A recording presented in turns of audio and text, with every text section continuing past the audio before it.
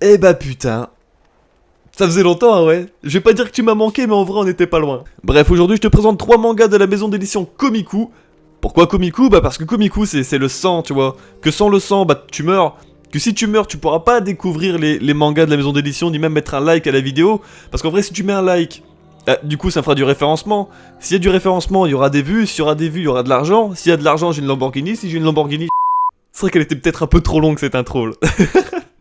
On va commencer par l'œuvre qui m'a le plus inspiré, qui n'est autre que Le Fossoyeur. Shihiro Watanabe, l'auteur de Pygmalion, revient avec une nouvelle série de 4 tomes du genre horreur, action, gore. Le tome 1 est déjà disponible depuis le 29 avril 2021. Quant à l'histoire, la voici. Les possédés sont des humains hantés par des esprits. On dit que ceux qui ont vu leur âme se faire corrompre au moins pour moitié ont atteint la phase de la mort et deviennent par conséquent une menace pour les autres humains. C'est au Fossoyeur qu'il incombe de les éradiquer.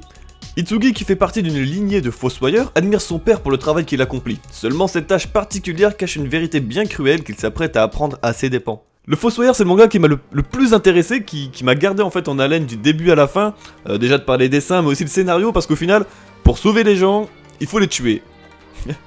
Je crois que bientôt je vais sauver mon patron, tu sais. Oh ça va, on rigole, on rigole. Vous avez changé vous.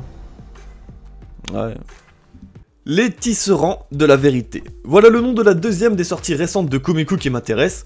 Hiro Inudoka pour le dessin et Sakura Sato pour le scénario se rassemblent pour nous concocter une œuvre de magie et d'aventure. Au pays de l'Avarta, il ne fait pas bon être sorcier. Ces derniers sont au plus bas de l'échelle sociale. C'est dans ce contexte que Léon, un sorcier au faible pouvoir et professeur de magie, se voit confier à un jeune garçon par la forteresse de fer. Zek, de son prénom, possède en effet d'extraordinaires pouvoirs, mais se refuse à étudier pour une raison inconnue. Léon pourra-t-il raisonner son nouvel élève réticent? Les tisserands de la vérité, c'est pour moi une œuvre qui diffère déjà parce que, en fait, on a un élève, tu sais, qui a vécu v'là des trucs, des coups de crasse, des coups de pute, tu vois, le truc vraiment pas cool pour un petit garçon.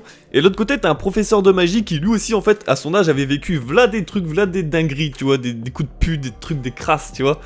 Et du coup, le fait qu'ils se retrouvent ensemble, bah, je pense qu'inconsciemment, ils vont s'aider et je pense qu'ils avaient besoin l'un comme l'autre d'une personne qui leur ressemble pour vraiment se libérer d'un poids et avancer en fait dans la vie. Donc je pense que c'est une œuvre vraiment plus solennelle que les deux autres.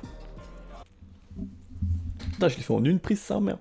Pour les friands de douceur, je peux vous conseiller L'Enfant du Dragon Fantôme, une œuvre de magie, d'aventure et de fantastique de Ichi Yukishiro. Le tome 1 est disponible depuis le 27 mai et j'en profite également pour vous dire que si vous voulez lire des extraits des 3 œuvres dont je vous ai parlé, vous pouvez retrouver les liens en description pour découvrir tout ça par vous-même.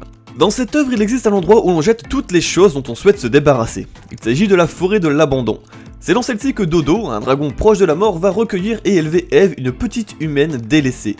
Entrez dans l'univers fantastique de cette famille merveilleuse où un dragon fantôme et sa fille humaine dépassent les barrières entre les espèces. Et ça c'est beau, putain.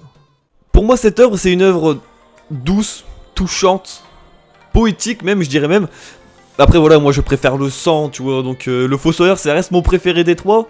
Même si je dis pas une lecture douce de temps en temps pour calmer mes envies de meurtre, bah ça fait pas de mal. Ouais. Tous vont buter. Bon bah on va s'arrêter là, merci le sang pour les mangas. Je prends peut-être un peu trop mes aises là je pense, non?